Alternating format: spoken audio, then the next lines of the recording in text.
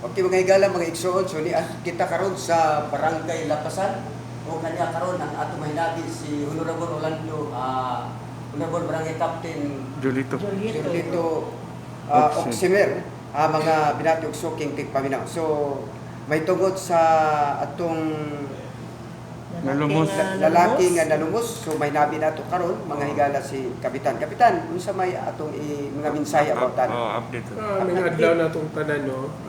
Labi na sa inyong station, so king paminaw ninyo, Yes. o mga televiewers, no? Sa Power FM o sa Golden Banner. Yes. O subo man ang mga panghitabo, pero wala tay control gyud ana kay kato siya sa akong nabawaan report sa akong chief tanod o sa akong staff sa og sa cares o sa social welfare o sa mga BHEART quick response namo sa ingana mga panghitabo na ay balatian nga epilepsy kanang sukad na kuno since birth man siguro kung wala ko masayop wala gapatol na ba. So sa edad na 49 anyos during sa pagpanagat siguro na atake, so usa sa mga rason mo hinungdan sa iyang kamatayon.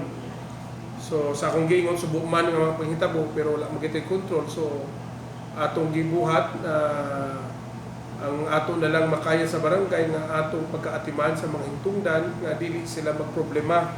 Yes. No kay balog kita pa sa hintungdan nga na dili kay sila kay sakto paminsar kay labi na gayon nga usa sa membro sa pamilya haligi pagit sa pamilya. So dili lalim ang ilang gibati o usay ang ilang masinati sa ingana nga panghitabo. So naadiha mo intra atong barangay diin mugiya kanila o sa angay buhaton ug butabang nga maninguha manikamot ang barangay kay sa barangay sa akong pamunuan na amantay programa nga ingana mao ang customer cares na opisina o ang atong mga frontliners o BHEART o ang atong social welfare sa barangay nagtinabangay kana para maatiman ang patayng lawas ug ang matabangan hingtungdan nga bisag gamay wala gyud magasto, no walay magasto kay gikan sa pag-embalmer, pag-embalming ni ana, paghaya, paglubog, tabangan jud kana sa barangay kay naa tay program ni ana. O kaganina medyo na taud-taud lang ganina kay naalagi di man nato makuat kay ubay-ubay pod ang ato mga panghitabo nga dili maayo kay kani atong barangay Lapasan dako-dako man sad daghan pud og population. So mo na nga ganinang mga ato panghitabuan nag-communicate man ang akong chief tanod sa ako ug ang akong social welfare ug sa mga cares nga united nga diin mao na sila nga mga panghitabo mao na ang naabtan sa pag-assist ug support sa mga hintungdan kaganihan. Unsa gid oras kadto nahitabo kap ang trahedya sa iyang kamatayon? Kuno sa akong base sa paghatag og report sa akong chief tanod na si Oliver Calipis nasa alas 3 or alas 4 sa buntag ulit nila. So hayag-hayag na magito na atiman kay paabuton pa malagi kay basin posible na yung mga power play foul play ba. So far ang pag-investigate sa atong kapulisan no sila magid ang expert yan wala may foul play o nag-decide pod ang hingtungdan nga pamilya o ang pulis. Kita sa barangay, man lang kita mag-assist, mag-facilitate, mag-witness, no? Pag-abot sa panahon sa ingana nga sitwasyon.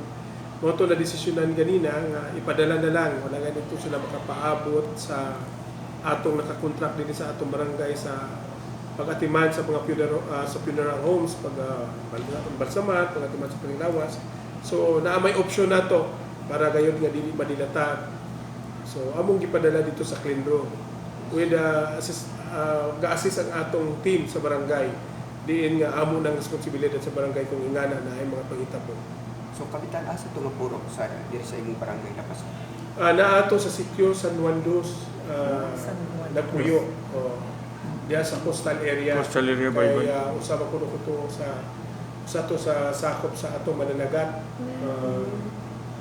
So mao na nga subo sa akong gingon subo man sa nahitabo labi na sa kauban sa pamilya pero wala man lagi tay control ni ana, no ang naamagi rason ang tanan ang makasabot lang ang atong labaw makagahom, no kita nga ako na paabot sa ila nga kini ang tanan di man ni katapusan pas kalibutan, no ang mga problema ato ra gyud na manatasan na may yata sa atong problema pero nagtuugid kita ni ana nga naa gid kasumbaran sa unahan.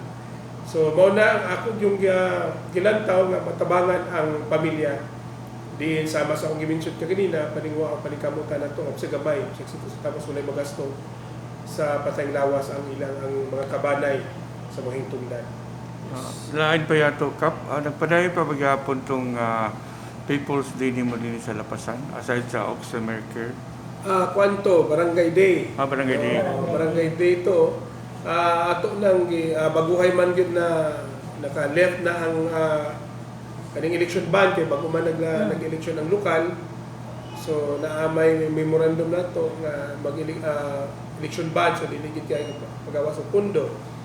So posible ako nang ibalik pero dili siya masama sa kaniadto nga every week. Ato nang i-target kay nakapokus ko sa akong infrastructure nga i-implement nga gikan nga pundo sa gigahin sa council sa barangay sa 20% nga development fund. No, mo na ako almost 6 million kana ako i-implement. So naay mga vehicles nga makatabang labi na nga para sa mga serbisyo o basura, dump truck o vehicle o naay mga basketball court or stage or drainage. Mao na ang ato mga priority karon panahon na. Mao na nga naagya po na kay ato man nga kailangan nga mahinabi nato ang katawan duha sa usa ka bulan para gayon nga madunggan nato ang ilang mga yamungo. Labi na karon sa sitwasyon nga ongoing ang construction sa among barangay nga bag-o giguba gito ang daan kay gitukuran og bag-o so naami diri sa temporary nga building po namo nga bagong punahuman pero akong opisina na sa 4th floor. Inyong mga na-experience karon nga medyo hangapon gid mo. So dili gyud mahitabo nga makaayo sa atong constituent kung saka sa 4th floor.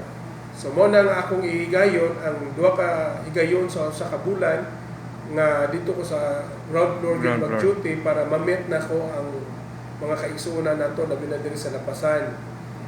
Para matagaan gyud nato pagtagad o paminaw nato mapaminaw nato ang ilang mga katuyuan ug yan nga matagaan po dahil nato og solusyon. Isingit lang naman ni Kap, no? Since Dol-Dol may kangkong Ropos o kangkong Maxi, kumusta ba ang infrastructure project na nahatag na buling nila din sa Lapasan?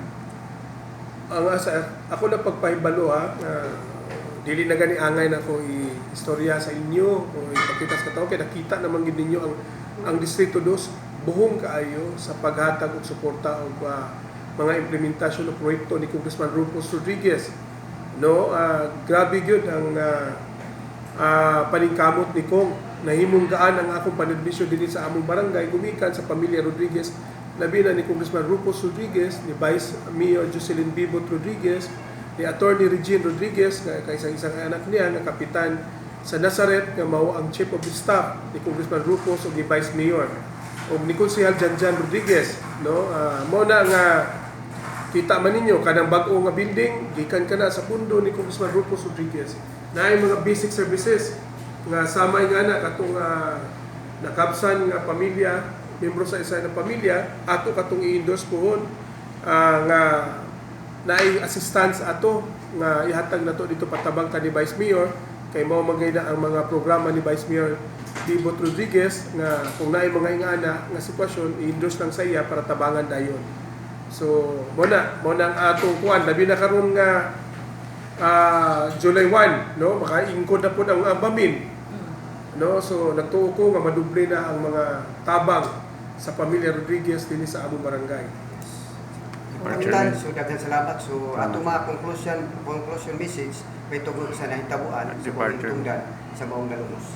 Kana lang no, ako lang ipaabot sa pamilya nga kay kakamina mapaminaw na to gyud no nga mabati na to ang ilang kagulanan dili na tiaw sa tinuod lang dili na tiaw pero ako isip amahan sa barangay nakakanunay sa ilang kiliran kung yun sa ilang yung sampit kanako maningwa maningkamot ko sa ako matabang kanila na may matabang nato sa barangay na matabang nato sa opisina ni Kong Congressman Rufus na sa opisina ni Vice Mayor Jocelyn Bibot Rodriguez ug naa po dinhi sa atong barangay para gayon nga ba naman lang sa ingana nga mga pamaagi makahupay sa gibati sa mga membro nga nahitabuan sa usa sa ilang pamilya.